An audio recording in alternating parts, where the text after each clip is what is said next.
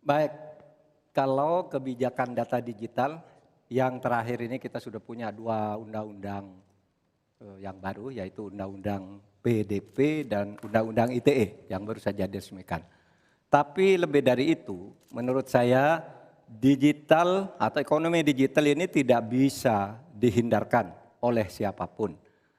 Oleh sebab itu, ya kita tidak bisa menolaknya, tetapi harus berhati-hati karena terjadi disrupsi yang luar biasa dalam perkembangan digital ini. Saya menangani kasus misalnya pinjol, di mana rakyat menjadi korban dari kegiatan ekonomi digital. Ada kripto misalnya. Kasus pinjol itu sendiri sungguh sangat problematik. Kenapa? Karena dia dibuat secara hukum perdata melalui gadget. Rakyat yang tidak tahu langsung bilang, kamu mau pinjam uang sekian? Yes. Bunganya sekian? Yes. Kalau tidak bayar sekian? Yes. Itu perdata. Dan itu banyak yang menjadi korban. Banyak yang sampai bunuh diri.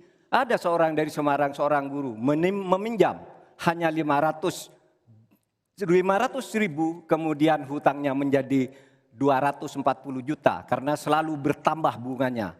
Kemudian ada yang sampai bunuh diri.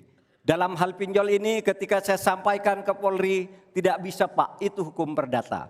Ketika saya sampaikan ke OJK, OJK bilang itu bukan kewenangan kami. Itu bukan kewenangan kami karena mereka ilegal, tidak terdaftar. Berkali-kali saya panggil, kemudian saya undang dalam rapat bersama gabungan di Menko Polhukam. Kita nyatakan bahwa itu tindak pidana dan harus segera ditangkap. Itulah dalam sehari kemudian ditangkap 144 orang di hari itu juga. Sekian. Baik, tepat waktu. Sejak Bapak mulai berbicara. Baik, terima kasih. Mungkin kita juga harus hati-hati selain pinjol dan judi online, kita juga harus hati-hati untuk masalah pencurian data. Untuk itu harus kita kuatkan cyber security dan cyber defense kita.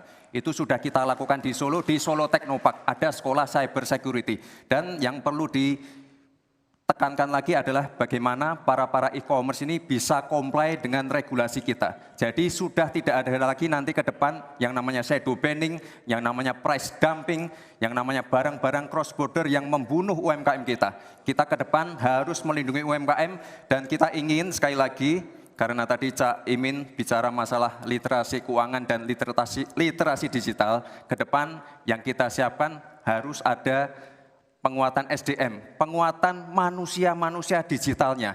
Karena itu kita ingin anak-anak muda untuk ikut andil dalam hilirisasi digital yang akan kita canangkan sebentar lagi. Mohon tenang, mohon tenang.